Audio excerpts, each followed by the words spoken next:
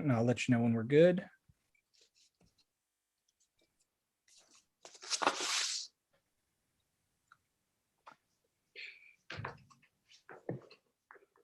You're good to go. Thanks, Bryce.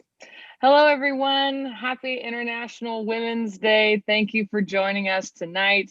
I am so excited to spend some time with these four amazing women who are either working for or have worked very hard for the city of Norman as we celebrate International Women's Day. So I'm Mayor Clark, but I'm moderating, and I hope you enjoy my background. I actually moderated a Women's Day panel for OU earlier this afternoon, so I thought I would keep it. But for now, I would love for our esteemed guests to introduce themselves and tell us a little bit about their backgrounds.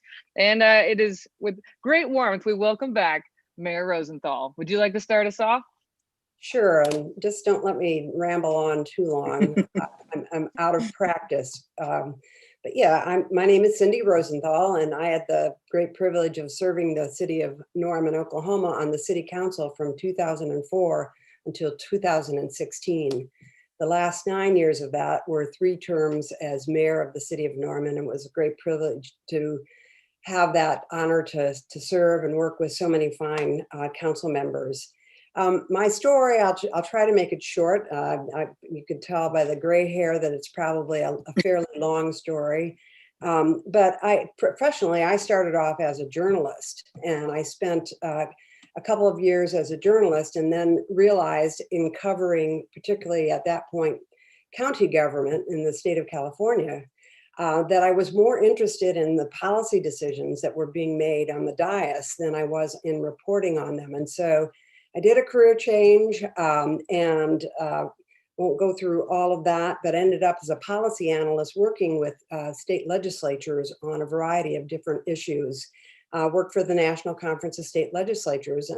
But when we came to Norman in 1985, I took some time out. I did some consulting again with state legislatures, but again, I did another career shift and got my doctorate in political science with a concentration and emphasis on both urban policy and on women in politics. And so as things turned out, when there was an opening on the city council in 2004, I decided to jump for it and combine both my academic interests with real world experience on the city council. And it was a wonderful experience along the way that I have no regrets, though a few scars and war wounds along the way. So I think I'll leave it with that, and maybe other details I'll provide in the Q&A. Thanks. All right, thank you, Mayor. She's also the first popularly elected female mayor for our city, which is a very big deal. And a friend and mentor of mine, I like to tell people, if you're mad at me, you can blame Cindy Rosenthal. She's the reason I ran for city council in the first place. All right, next, let's turn it over to Captain Stacy Clement with the Norman Police Department. Hey everyone, again, Stacy Clement with the Norman Department. I've been working there for 19 years. I've had the privilege of have been assigned to just a multitude of different assignments within the police department. Everything from patrol to investigations, where I've investigated the stolen lawn gnome, all the way to homicides throughout the city. And I have worked in our training division. I've worked in our professional standards, which is like internal affairs. So I have been really all over the police department, had varying experiences, and it has been a great opportunity that I've had, that they've given me here at this police department. So I'm originally from California, and from Bakersfield, California. My parents are both educators. And so they moved here when I was pretty young. And so I've lived in this area of the central part of Norman for most of my life, and graduated from Choctaw High School. And after a few other jobs involving homeless mentally ill, my background is in psychology. And so I did several years working with homeless mentally ill before I became a police officer. And I landed here in Norman, and been here ever since. So great experience here. Awesome. Thank you, Captain. And you were recently promoted, correct? Yes, it has been a year, although it was about a week or two before all the COVID fiasco. So I get counted as it's been about 7 years since I've been a captain. That's the credit I give myself. So I'm with you. I joked that I was 36 when I became mayor. I am now 74. yes, So, yes. well, with your background, I think that's a great segue to introduce Michelle Evans, our homeless programs coordinator. Hi, welcome. Thank you so much for having me be a part of this. It's so exciting. So, gosh, where do I start? I'm the newbie here. So we're the transplant. I've been with the city now for 7 years. I started in the finance department, and it was kind of a whirlwind how I ended up over here. I give all that thanks to Lisa Craig. There were some conversations being had, and I said I wanted to work with the homeless population. She said, come on over. We did, and it's been a whirlwind ever since. So my background is pretty diverse. I grew up in Pennsylvania, and that was a long time ago. So lived away longer than we lived there. So my husband was Air Force. So we had the opportunity to be graced with living all over the United States and outside of the country. So we've had a lot of great experiences, different cultures, and it was really just the best time of our life. Came time for his retirement, and I thought, what am I going to do? What do I want to do? So we worked, I worked with elementary education. I did a lot of formal retail management, and I thought nothing was really striking my passion. So when I came here, when we came back in 2010, I began a second master's degree with OU, and something just struck me. I wanted to work with the homeless population. I wanted to truly make a difference and be embedded within the community. And that's how I got to be here. And I don't regret 1 second of it. It's been amazing, an amazing journey. So I'm very blessed to be a part of it. Thank you so much. And last but certainly not least, the newest addition to the City of Norman's leadership team, our diversity and equity officer, Cynthia Allen. Thank you so much, Mayor Clark. Michelle, I thought when you said you're the newbie, I thought, oh my goodness, and what is that? Where am I at? Because this week, can you believe will be 2 months in this role? Time flies, and especially as busy as we are, but it has been a wonderful 2 months. So new to the city of Norman, the Norman, municipal system, but definitely not new to Norman. I've lived here for quite some time, over 20 years, and I absolutely love our city. And I think that, we are just poised to grow, to elevate, and to strengthen even more with the wonderful, leadership that we have. So I'm excited about our path forward. And, in regards to my background, I was born in Chihuahua, Mexico, and came to Oklahoma when I was 7. And so it's nice to, just again, see the opportunities that come about for anyone, for everyone, with supportive communities such as Norman.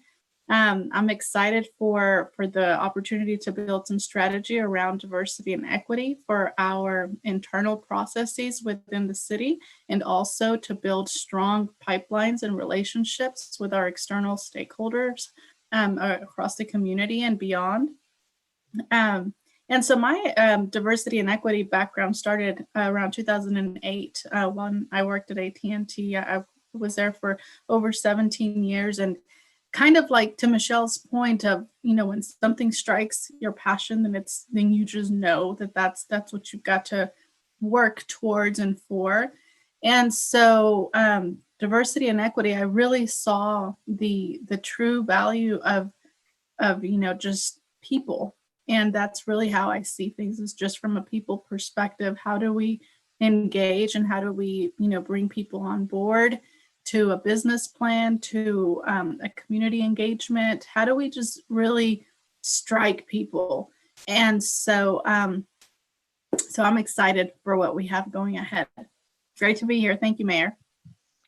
Well, I am excited to see what you will accomplish, because you've had a stellar 2 months and we have kept you busy. So talk about diving right in. And I'm so happy to announce, I guess it's not confirmed yet, but through my participation in the Bloomberg Harvard US Cities Recovery Leadership Program, we had access to apply for a summer fellow. So I'm hopeful that that summer fellow will be basically a foundational assistant to Ms. Allen, because she's starting from scratch here. So I'm excited for that opportunity. All right, so I think you all kind of mentioned where you were from, but I do want to talk to an issue about your past and how you developed as a female leader. If you could go back and thank a woman outside of your family who influenced you as a young person, who would that be and why? Let's go with Captain Clement. All right, so my person would be Janet Reno. And so if we all think back again, when I was an infant, actually I was in high school, when she was the Attorney General in the late 90s or the early 90s. And we had the event that happened at Waco, and it was such a tragedy that occurred. And I have wanted to be a police officer for as long as I could remember. And so anything law enforcement related, I was interested in what was going on. And like many people across the country, I was riveted with what was going on with what happened at Waco. And I remember very specifically a press conference that she was answering questions during a press conference. And one of the reporters asked her, who made the decision who ordered this raid? Who made that decision? And she looked at him right in the face and she said, it was me. I made that decision and I take responsibility for it. And so I have carried that with me since I was in high school about as a leader, sometimes we make decisions that don't go the way that we want them to. And regardless of what the outcome is, to take responsibility and accountability for what happened. And the other thing that it taught me really young, which I think is really important, particularly when we talk about women, is that it's okay for mistakes to happen and for things not to go right, and you will survive. And we struggle with this overall as women, particularly as women in leadership positions, of making mistakes. We want perfection. We want it to go right all of the time. And we really aren't raised many times to be comfortable with some of the risks that come with being a leader. And so at a very pivotal moment for me, which was when I was in high school, I watched that interview with her, that press conference, and it really has molded and led me through my career. So I would like to say thank you to her. Well, that was fantastic. Bryce, we're going to have to like clip that and send it to her, because that was, you gave me chills with that story. Thank you, Captain. All right, Ms. Evans. Wonderful. So when I think about who has inspired me, I honestly have been so blessed with so many people, and I really had to think hard about this. So the most pivotal person to me that really changed the projection in my life was a teacher. And she was an amazing woman. She was a mother. She was a friend to us, and she was one of the best educators to this day that I've ever had. And she inspired not only myself, but all of us to think outside of our environment. So we lived in a very poverty-stricken area. And, a lot of the girls going to school, we just thought, well, we were going to be moms, or we were just going to be stay at home, or we were going to, maybe if we got lucky, be a teacher, maybe do something like that. So some of the aspirations that a lot of the people had, especially young girls, they were not very creative. And I'm struggling with that. And she asked me one day, she said, what is inspiring to you? What do you want to do? What do you want to change? And I just thought that was the oddest question, because no one had ever asked that. So she really helped mold me. She helped me move outside of my environment. She helped me be creative. She helped me believe in myself to say, you can be whatever you want to be, and I will help you get that. I will help you get that energy and getting that feeling of I can instead of I can't. And I'm telling you, it made such a huge difference in my life. It helped me gain the confidence. It helped me be who I am today. And just as a physician walking in something, doing this, with homelessness and, the population that we serve, and often being met with a lot of negativity. You have to stand your ground. You really do have to be strong. And you also have to just be gentle, and you have to be kind, and you have to know that you have to bring yourself into the situation. And again, I think as women, we oftentimes get, oh, well, that's just being a woman, or they're just soft, they can't handle it. And no, we're strong, and we can be in leadership positions, and we can make a difference. And I think for her and for me, the perception that she has given me, not only her as a woman, as a mother, as an educator, allowed me to see the morals that I can project within myself and in the work I do. And that's carried with me to this day. And we lost her recently, and it was really devastating. So I will always remember her and thank her for what she's given me. Thank you for sharing that. God bless teachers. Mhm. And if we don't give them a raise after all of the remote learning, we missed the mark on that one. All right. Okay, let's turn over to Ms. Allen. Yeah, thank you so much. Well, this is a tough one because I think that, influence, like, especially women, our nurture side, I think really tends to come out. And so I know that I've been blessed by a lot of women across my life. And so I narrowed it down to Miss Primrose, who was my first teacher, coming to Oklahoma, second grade teacher in Lower Central Elementary and more. And so I often think, I wonder if I could ever figure out where she is and just, let her know how much she meant, because, coming to a new country, new language, etc. I always, I don't know, I remember her patience, but I also remember her encouragement. So when she figured out that, that I was grasping things, at pace or higher, she continued to give me, just additional reading material, additional reading, just opportunities, assignments. And I remember, just coming home with, the Babysitter Club books and just reading, and just reading and just reading. And so it was, I think that was my moment of just really grounding myself in preparedness, but it was because of her, patience and encouragement, right? I mean, I don't remember us having any deep talks or anything like that, but it all just really worked and gelled to prepare me enough to where, after that second grade school year, I was on par with, the other kids, as far as language and communicating and reading. And so, way to go, Miss Primrose. She did great. And so it's amazing. You mentioned, the impact that teachers make and how we should appreciate them, and even, with raises, but they really have such power in the future and really giving to our young kids and being able to help them feel prepared. Amen. Again, another point for teachers. All right. Mayor Rosenthal. Well, I'm not sure how I would grade my answer if I were back in my teaching position at the university.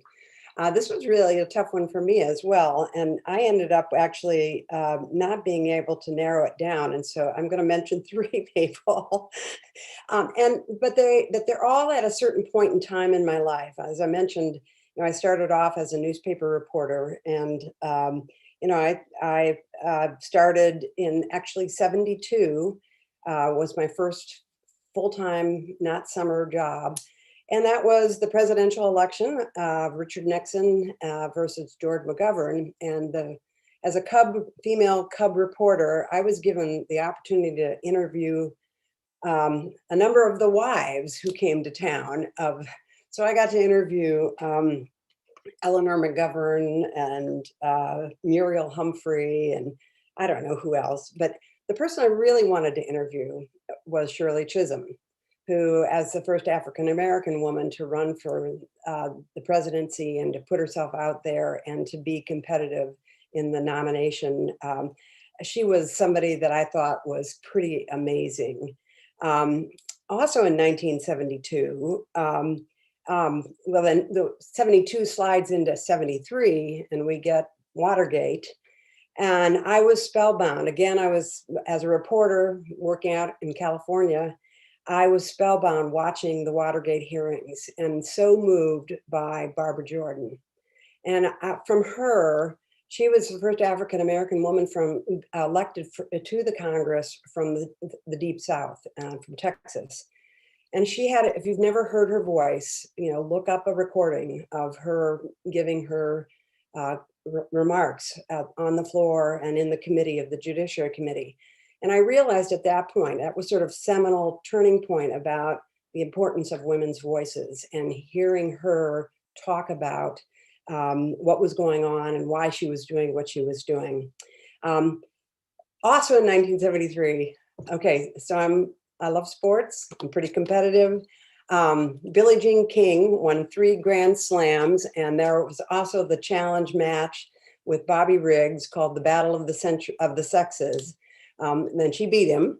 But it was sort of all this sort of coming of age time when I realized that women could compete, they had a voice, and they had a lot to say and contribute to the process. And so I sort of date myself with all of that, but I think they're all remarkable women. Thank you for that. And for those of you watching, if there has been a woman that's touched your life in a way that we've just described, it's International Women's Day. Give them a call, send them a text message, let them know. We work hard.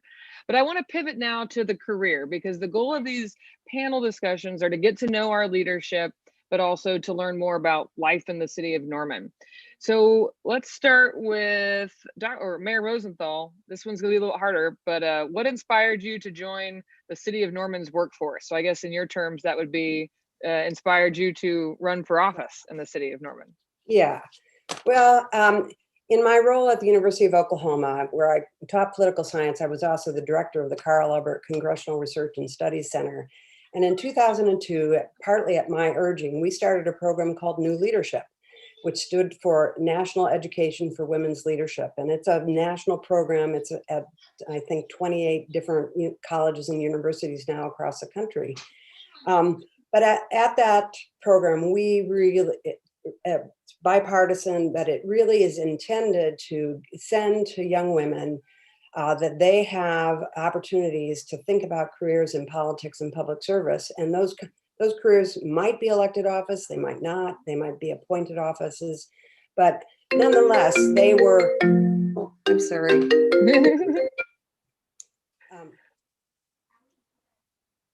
Sorry about that.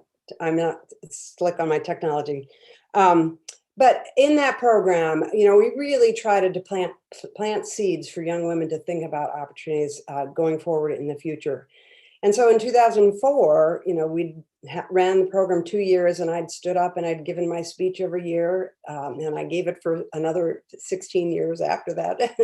But I gave my speech, and I realized there was this opportunity to run for city council right in front of me. And if I was going to talk the talk, then I needed to walk the walk as well. And so for me, it was partly both something I was passionate about, city issues, women in politics, but it was also sort of living up to my own advice to younger women coming behind. I needed to have this experience. And so it was an open seat.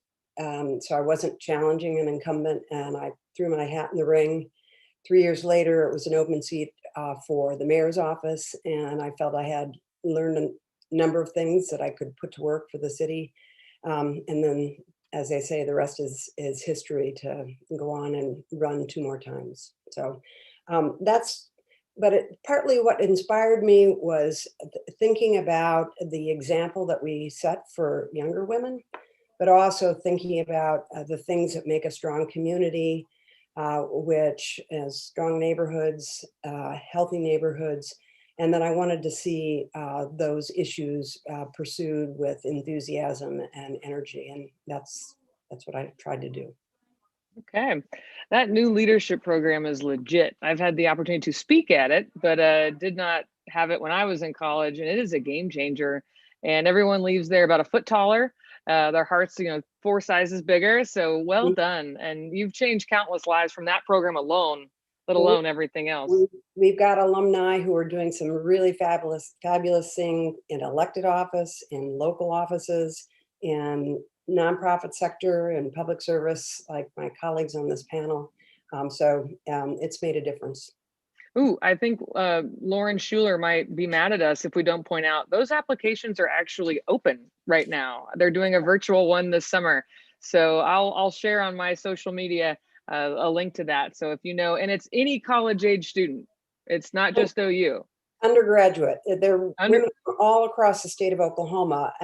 And when you reach out to the regional universities and some of the community colleges, you get also a lot of non-traditional students who maybe have had to interrupt their education and don't get to go back until later, kind of like Michelle was talking about earlier. But, I think it really, and the diversity component of it is a very strong part, because we're building leaders who can lead in a diverse economy and in a diverse community. I like that. All right, Captain Clement, why Norman? So I have wanted to be a police officer for as long as I can remember. And I like to tell this story. I used to carry this wallet around with me with a badge that I drew. And I was so young that I didn't know how to spell detective. And I wrote detective on there. And so I have wanted, my heart has been to be a police officer for a very long time. And so wanting to help people and be a voice for some of the most vulnerable of individuals in our communities, as well as people that are involved in some of the most vulnerable of times. And so I've always been drawn to this field for a very long time. And so the reason I came to Norman is I wanted to be at a department where people would know my name. I wouldn't just be a number. It wouldn't be so large that nobody knew who I was, nobody knew anything about me, and that I would still have the opportunity to do lots of different things at a police department and get involved in investigations and other things in leadership positions, but where it was more like a family. And I really have found that here at the Norman Police Department. We know each other, we know each other's families, and we know when we're struggling with things. And so luckily I was right whenever I applied here, that this is like a family, that they know who I am. And that's really what drew me into Norman and Norman Police Department specifically. All right, and you formed the first Women in Policing Expo for the Norman Police Department, correct? I did. So when I was got the opportunity to work in training and did some recruiting, I did this expo to really highlight a lot of the talented women that we have at our police department, and to encourage women to consider this as a career field. It's difficult many times to get women to be interested and want to stay. It's a hard career path with shift work and just many of the challenges of things that we see and deal with.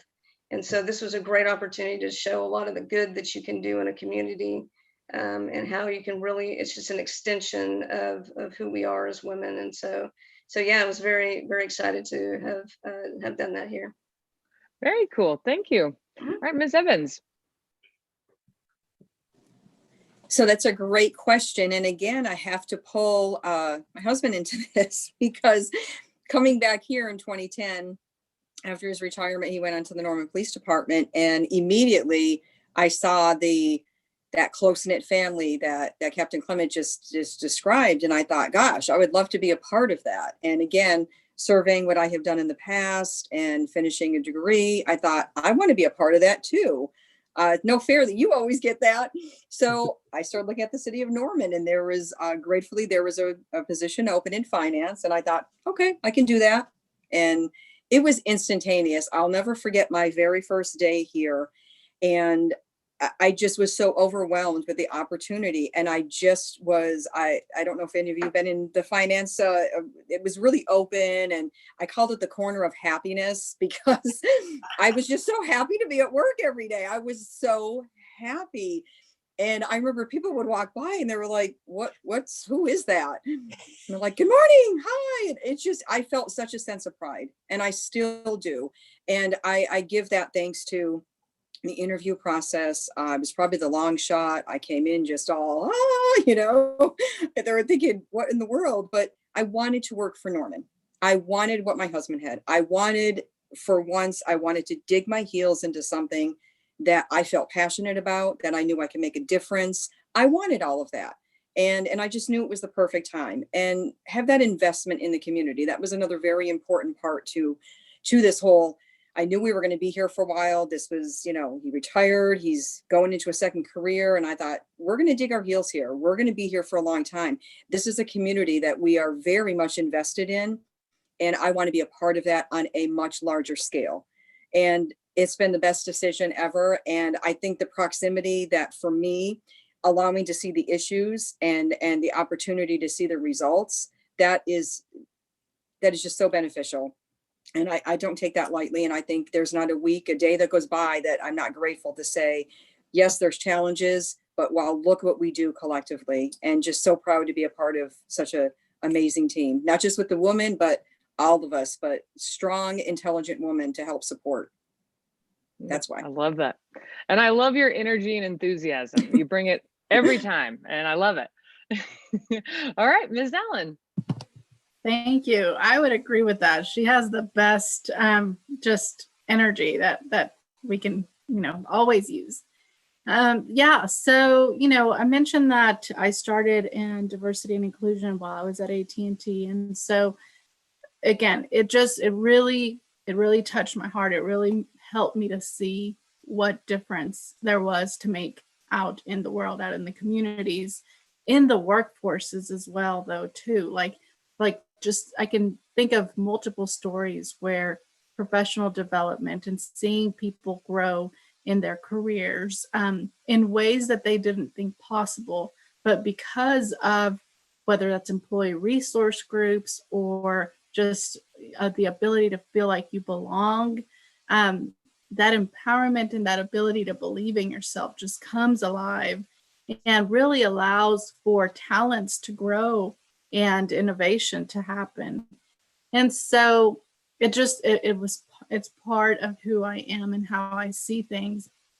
So as I pivoted throughout my career, just paths in my last role, wonderful role at OU, but I knew something was missing. And especially as we started to see our nation react to the need for social and just awareness and diversity and racial awareness and just understanding for each other and our different paths. I thought, what, I'm so blessed to have had this experience at a Fortune 9 company. I know this is part of me and my heart and my thinking and my leadership. And so this is something I have to do by being a responsible, just citizen. Like, I can't just sit here and not put my, myself to work. And so I started, just kind of seeing, well, where would I take this to? And so it's interesting, how things happen, but, I had, some conversations going with different organizations and different places. But the city of Norman, when it came open, I thought, okay, well, this is home. And, and what an awesome opportunity to be able to, again, share these talents and gifts that I just mentioned to my city and the place where my family calls home. So, I applied and I was just so excited just to go through the process, did a lot of praying because, as I mentioned, I was having a lot of conversations. And so I didn't know where things would land, but I just wanted to be put to work, with this type of focus and skill. And so when it all happened, I thought, oh, this is just awesome, to just be home, to be in my city, and to be able to, again, do this work. So coming on board, then I, seeing the people and seeing the just environment, the, familial type of place that Captain Clement mentioned, that Michelle's mentioned. It's just a wonderful place that I'm confident that as I started our conversation today, we are going to just really be able to put together all of these ingredients to just elevate and strengthen our community for our workforce and for our citizens of Norman. So that is how I came here. Awesome. Okay. Well, and it's got to be a special feeling to be the first in a role. So congratulations on that. I know it was a very popular position when it was out there. But I'm going to go back to you for this one as well. And it'll be probably a little difficult because you've only been there for 2 months. But what is one of your proudest moments in your career?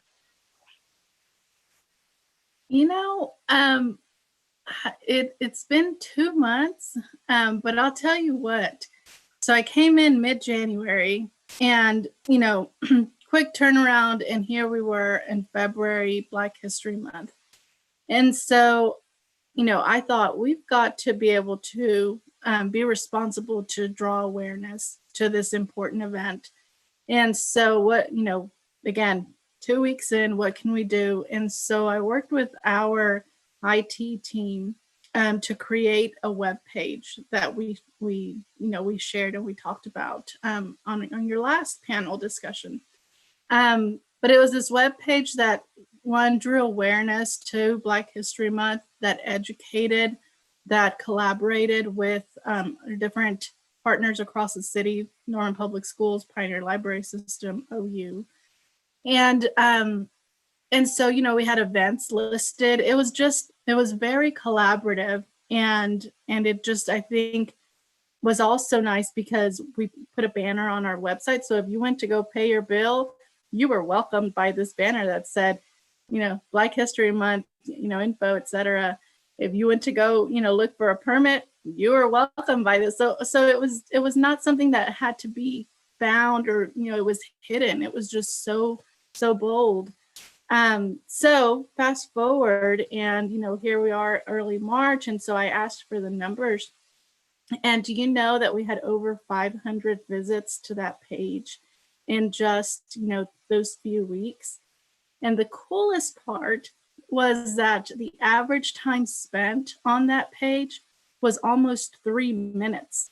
So the people who went on there read and learned and walked away with something, some type of information. So it told me a couple of things, and this is what I shared with our team. It told us that this was a needed resource, and that people want to learn more and want to draw awareness and understanding.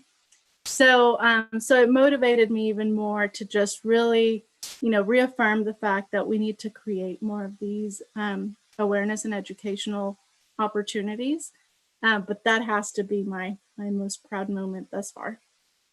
Well, it was a very great job. It was the most that I think Norman's really participated in that, because so often, because of the amazing community partners we have, I think we haven't had the staff, but we haven't, the University of Oklahoma, Pioneer Library System, Norman Public Schools, great partners and great programming. So it was nice to contribute and to create these educational opportunities for our residents. So well done. Ms. Evans. Okay, so that was kind of a tough one because, wow, and the work we do here with the homeless population every week it's a hard work, and we're really proud of the work that we generate coming out of the office. So I think for me, being personally involved in something and with the team here and Lisa Craig and the planning department, reaching functional zero for our veteran population, I'm getting teary because it was so much work that went into this. And for me, it was the opportunity once and for all to say, okay, here we have this huge challenge before us. and facing not only local and state level approval, but we were looking at our federal partners. And the criteria was really tough. It was very stringent. And at one point I thought, oh, can we do this? Are we there? And I said, we are there. We just have to do the work. And it was a 10-month process. And I'm just one little piece to that big puzzle, because the team that we work with is so amazing and so diverse. But the importance of it was that we made this our challenge, and we made it our focus for our veterans. And when we reached functional zero in February, it'd be almost 3 years now, it was such a moment of pride to see our team members after all those years and just stand there and say, we did it. And we had federal partners come here, and former Mayor Lynn Miller, when she announced it, and to look around the room and to see the federal partners say, we are so proud of little Norman. Little Norman did this. And for me, that was one of the proudest moments, but it was a shared moment. It was truly shared among all of our partners. They worked so hard and so diligently, and to meet the criteria that we had, that threshold was phenomenal. And not only meeting that goal that day, but continuing the processes, continuing that. So we actually created a systemic approach, and we still look at that now.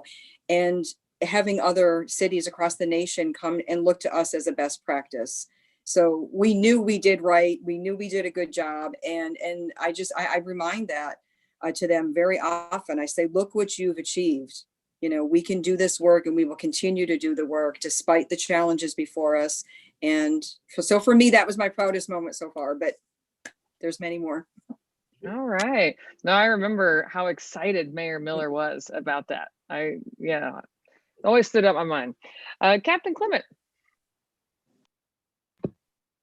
Well, much like Michelle, in police work, there are many opportunities to do things that I've been proud of and be part of things that I've been proud of. And in the course of a 19-year career, there are just hundreds of these opportunities that I've had.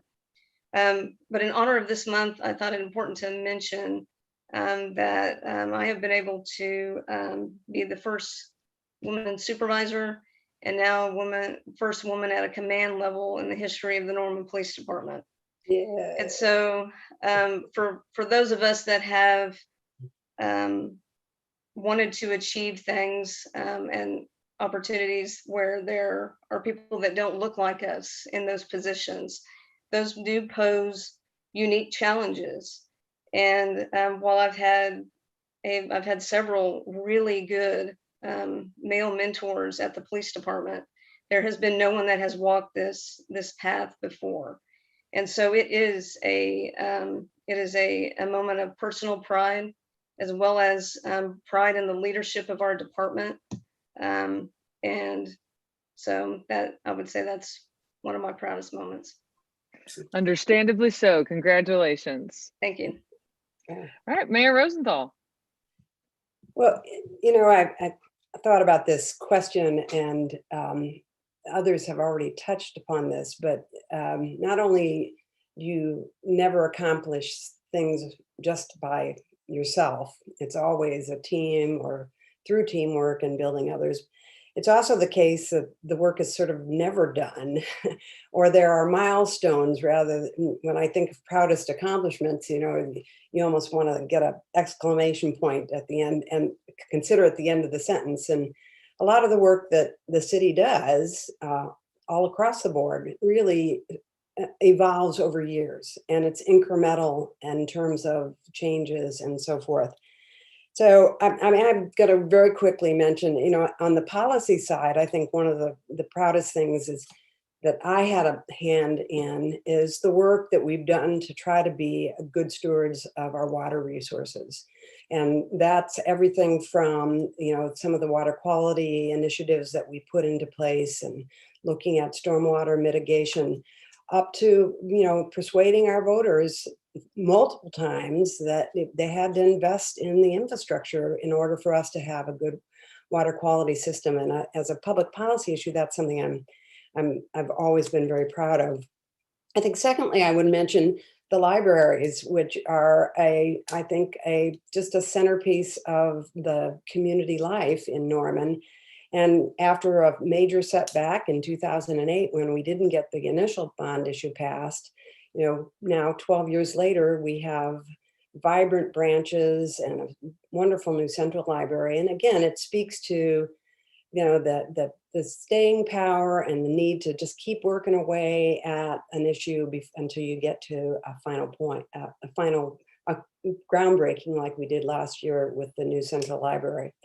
But I'm struck by this panel and the things that you all have mentioned that I think probably would be my proudest legacy, you will.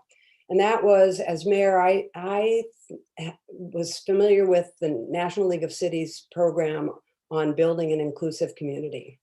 And so we started on that work in 2007. And I think it has led into some of the initiatives that we've seen in the homelessness area. It has led into our recognition by other national organizations about our commitment to equality and rights. And it's led into, I think, a much more diverse workforce. Chief Humphrey was one of our biggest advocates for that, building that inclusive community when he was chief here in Norman. And I think, from time to time, I hear cranky people, or I see cranky people on Facebook say, yeah, there's Norman, we're not being an inclusive community. But the emphasis needs to be on building, and because the work is never done. We're always constantly trying to build something a little bit better than we were before. And sometimes we get it right, maybe sometimes we don't get it right. But I think that's part of the culture now in Norman, is to try to build a community, a city staff that is inclusive and vibrant and builds on the talents of many people. Thank you for that. And I completely agree. I always say, building an inclusive community isn't an end game. It's an ongoing process. Right. And Norman's not perfect, but we're willing to do the work. And then that's what I love most, I think, about our community. Okay, I'm going to go to Ms. Evans. Name one thing you wish people knew about your career. Oh, one thing, the work and the passion that I have for it. I didn't even know it before I came. This position was brand new. We never had a position like this before. We didn't have someone. So you're at first as well. I'm the first. Yeah. Okay. I'm the first. And you can thank Lisa Cragen. At the time, there, this was a vision, but we didn't know what this was going to be. We had no idea. We had no idea. It was fast forward, 6.5 years. So the work and the dedication to this job, it's easy to say, oh, the homeless coordinator, you just send a couple emails and make stuff happen. And it's so much more than that. You truly have to have a passion for working for the population. You have to have a passion for people. You have to have a passion for working with a diverse group of team members and organizations. And it goes outside of Norman. I think that's what a lot of people don't realize. The work I do, I work with national partners, national coalitions. And so it really exceeds far outside of the city confines. For me, that is a wonderful challenge as well as an asset. And I get to bring all that wonderful best practice and knowledge and energy. I get to bring that here, and I get to share that with my partners and with leadership, and I get them excited about it. And they're like, yes, we can do it. So that for me, I think I wish other people realize that, just what it is all encompassing. It's just not a simple, position, and it's very diverse, and it really encompasses a lot of people and outside of just the city. So that's what I wish. Okay, good question. Ms. Allen. Yeah, in regards to my career, my role, and what I'd like to share is, just to really convey the power of influence that we all have. And so I think it's important that we recognize that, that as individuals, regardless of our titles or our roles, we all have the ability to influence our communities and our workplaces, our families, etc. And so, and that goes both ways. So we can, we can use that to strengthen and build up, or not. And so I would encourage everyone to just, just really tune into that and really activate that influence and just educating. And so I really talk about that because educating is part of this role so much, in a forward looking way, to really enhance communities through education. And it starts with all of us. Mayor Rosenthal. Well, I think this is more, I guess, along the lines of advice. I think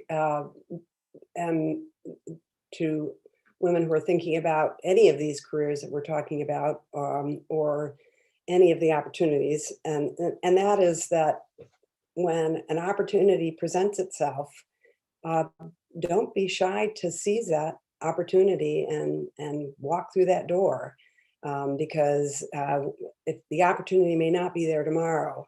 And I think it was something that the captain said earlier today, this evening, about Janet Reno, and that women oftentimes want perfection. One of the things that we know from research on women in politics is that women also need much more encouragement. They often say, well, I don't know enough. I don't have enough experience. I'm not sufficiently prepared to do the job. And they talk themselves out of it, rather than,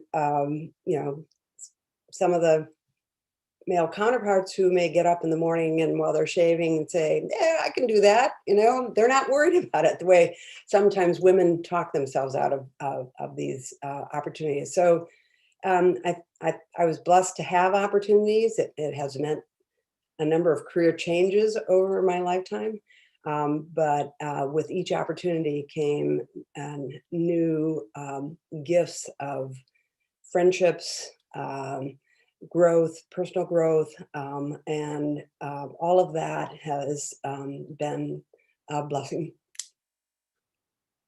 Okay, thank you. I actually said that exact same thing in this panel earlier about how encourage women, because women have to be sometimes told multiple times even to go for it. Mayor Rosenthal told me once and I was in, so. You're maybe not as typical. There are more women who required persuasion, and I will tell you that I have been a persuader on several occasions and finally pushed people through the door. Well, thank you for that. All right, Captain Clement. If I could convey one thing, it's that a reminder that we are people and that we have hopes and dreams and families and fears, and just like everybody else. And sometimes we're our own worst enemy by not allowing people to see those parts of ourselves as police, but that really does exist. That's how we are.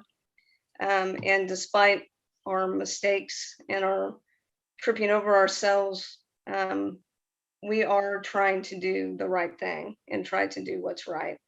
And so just a reminder that we are human, and we care about things as well. Thank you for that. Yeah. Okay, we're almost out of time, but I'd love to squeeze in one more question to kind of give people watching something to think about, as if you guys haven't already done that. But, and we'll start with Captain Clement. What do you think are some 21st century challenges for women, and how can we overcome them? So I think probably the most recent one that comes to mind for me is some of the challenges that have come because of COVID. Most of us have probably heard the statistics of the number of women that are leaving the workforce now, they're being forced to do this because of different challenges with, school isn't consistent, or maybe their job isn't consistent, and so they're having to leave the workforce and do extra things with their family and homeschool. And those things have affected my family as well. And so I think what the bottom line reason why some of that is happening is that we still have this wage disparity between men and women. And so a lot of times it just makes financial sense for the women in the family to stay home. And so I think that needs to be something that we start focusing on more, is kind of shrinking more of that wage gap. So when we have to make these decisions, and when we have this once in 100-year pandemic and we're having to make decisions about our family, that it's not just a dollar and cents decision. It can be more about what actually works best for our family. And I think we can do some of those things by shrinking some of those wage gap issues that we still have going on in this country. Love that. And free universal childcare, man. Like, come on. What? All right, Ms. Evans. I definitely want to say that Captain Clement basically took my answer. Mine too. So from one strong woman to another, I love it. Sorry.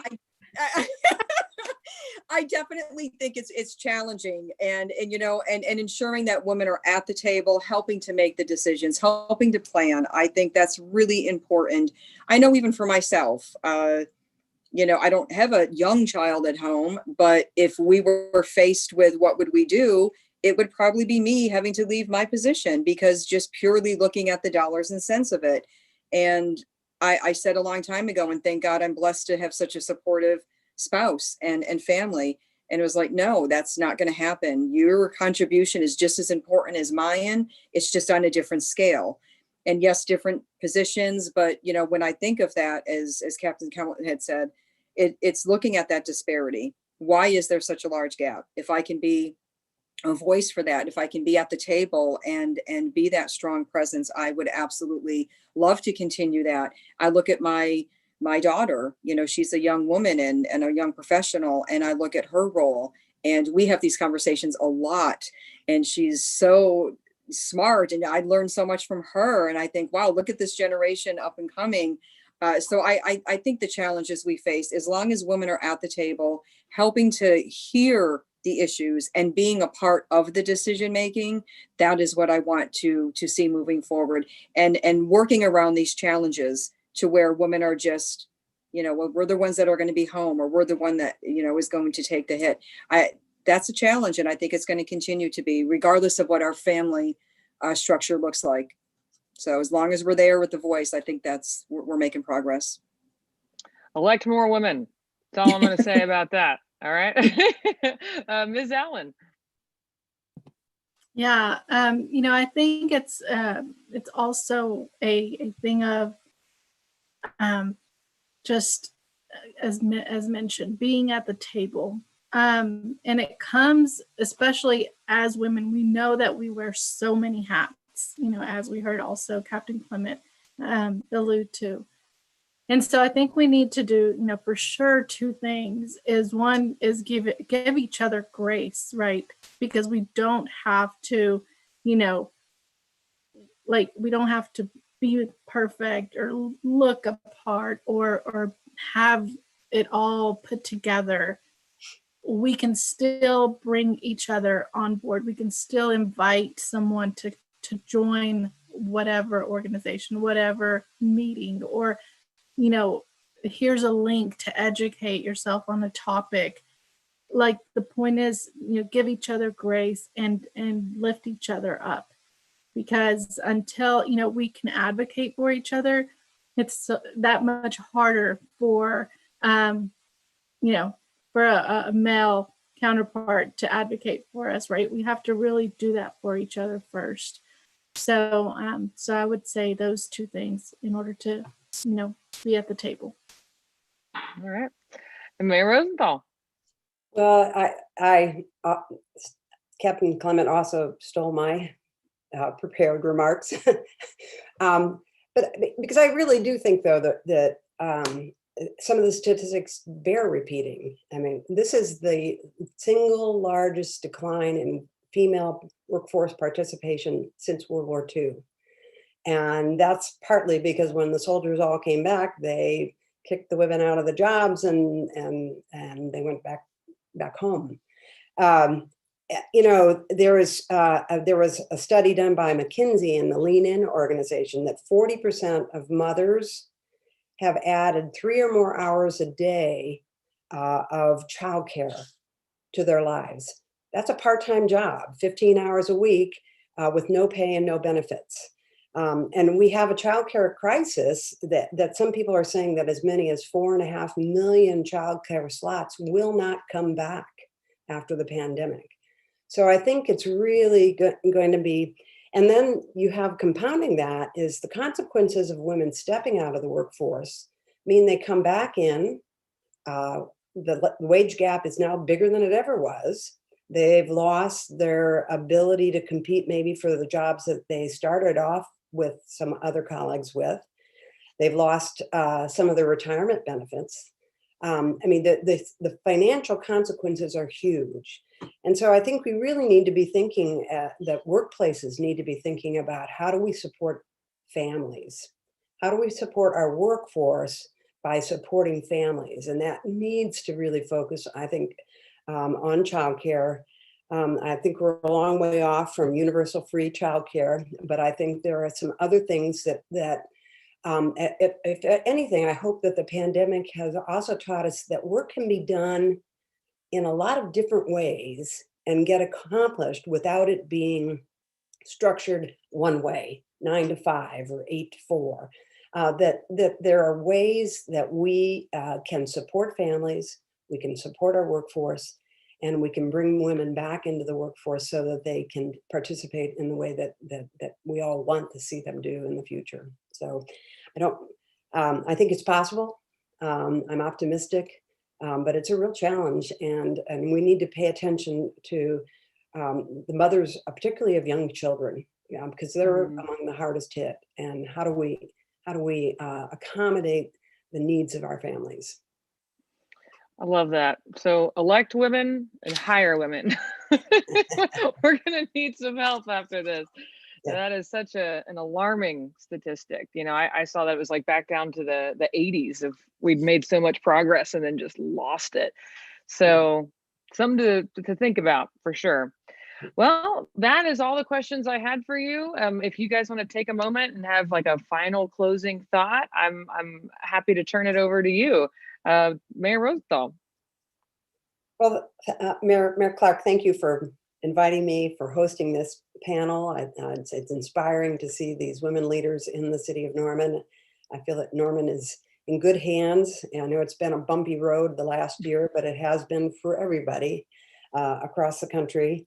And I think that, you know, women's history is important to remember and to remind ourselves of accomplishments and firsts. But hopefully someday it won't just be about the first this or the first that, or the first woman in this particular role, but it will be celebrating what they're doing and how it impacts all of us, because that's really the benefit of having women in equal roles across our society. So thanks for having me. Thank you for being here, Mayor Rosenthal. I'm just loving this.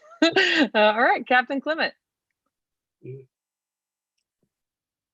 I just want to echo some of the thanks as well. It's an honor to be on the panel with all of these women. You know, thinking back over the course of my career, thinking I would be on a panel with a couple of mayors and some chief of anything and a homeless coordinator, and I'm on the panel is humbling, and I definitely appreciate it. I would encourage all of us and all the women that are listening to this to continue to insist to have a seat at the table and to have a voice. Continue with that. And also I would encourage you to bring women along with you, that let's do our part to fill these positions as we fill them and vacate them, and have other people that we bring up behind us. So I'd encourage all of us to continue to do those things. And thank you again, Mayor Clark, for this opportunity. I really appreciate it. No, definitely. Thank you for being here. Okay, Ms. Evans. I again want to echo that. It's quite humbling, Mayor Clark. Thank you so much for thinking of me and having me be a part of something so amazing. and in the midst of these amazing women, because I truly mean it. I look at the women I work around each day and I am truly inspired. And I want to say to women listening to this, it doesn't matter what role we hold. It does not matter. We all hold a very vital piece to the city functions, to the success of it. And I think celebrating that, not only during this month, but every day. And by sharing that with our friends, with our female colleagues, our sisters, our daughters, share that pride and get them involved. It doesn't matter what age. They can be inspired and look at women and say, yes, I can do that. Nothing is off handle. So I want to be, again, grateful and say thank you to each of you for being that person in my life that I get to look up to.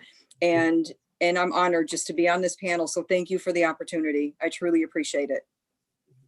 Thank you. This has been wonderful. All right, Ms. Allen. Thank you. This has been wonderful. It's so amazing, this feeling of just, coming together and in a supportive environment, what a difference it makes. And so I guess I just want to encourage us by this moment and by this feeling to be able to carry that forward and make sure that, that we continue these conversations as we've heard. But what I would like to leave you all and the audience with is to believe in yourself, that you have everything in you to be that you're looking to be and what you're looking to do. It's already in you. And so just hold on to that and go get it. Thank you all so much. It's now my turn to feel a foot taller and have my heart grow many sizes. I've got to work with student leaders this afternoon and these amazing city leaders this evening. By far the best International Women's Day I have had yet. So much great insight. I got to know you better. You shared so many valuable tips and advice for going after what you want in any field. And I hope that a lot of people are watching. I hope a lot of young women are watching, because this was amazing. And also thank you to city staff. Bryce I'm sure he enjoyed it as well. And everyone that helped make this happen, including you, Cynthia. Thank you so much. All right, well, that's it for us tonight. Happy International Women's Day, everyone. Thank you. Bye-bye.